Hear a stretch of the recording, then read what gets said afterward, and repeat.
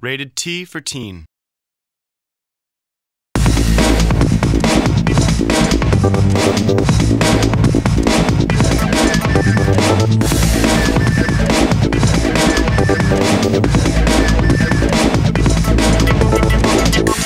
Hey gang, we're back. I'm Sean Schemel, and we're here with Chris Sabat, and we're here answering your questions that you've submitted to us about new Super Dragon Ball Z. So Chris, I believe there's another question, and this time it's for me.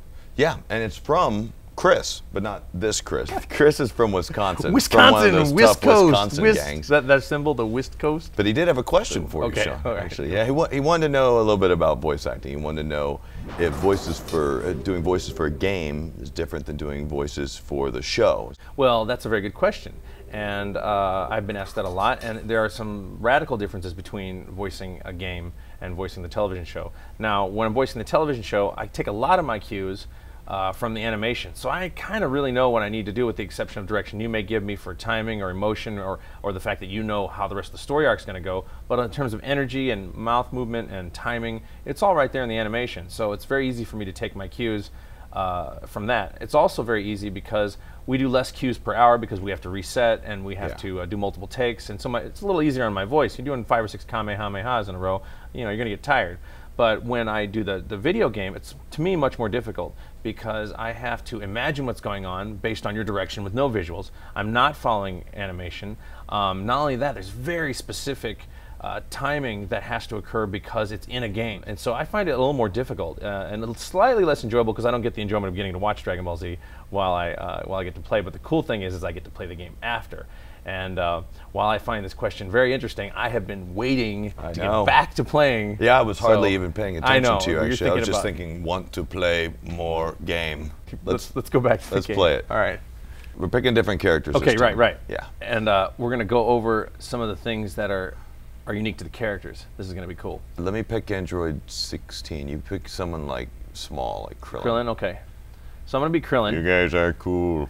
We should be able to show how the characters are like the TV show in terms of like their abilities. Yeah, the differences in their... Because someone might think, well, Goku's going to win every sizes. time, or Vegeta's going to win every time. But if you take advantage of the character's strengths, then you could potentially beat Goku with Krillin, right? Well, yeah, essentially. I mean, Krillin's going to probably be fast. Well, yeah, oh look my how gosh, fast he is. he is slow. But I bet you I have a ripping attack like this. So yeah, I do. If I come in and he's going to have like really good, we should have some good like holds and stuff like that. Yeah, look at his reach is just huge. Now I should be able. Yeah, watch this. I'm going to break you in half.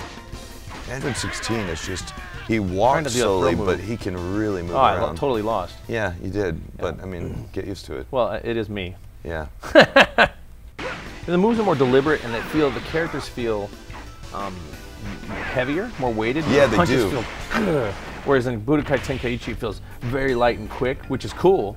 But if I punch, like the jab feels like a jab, but that looked and felt heavy, like he does. And then when Krillin does a harder move, it almost seems like, I think in the Budokai games, it tends to like cache your moves and stack them up. Yeah, these don't cache them. I think this actually, when you can almost like interrupt your previous move.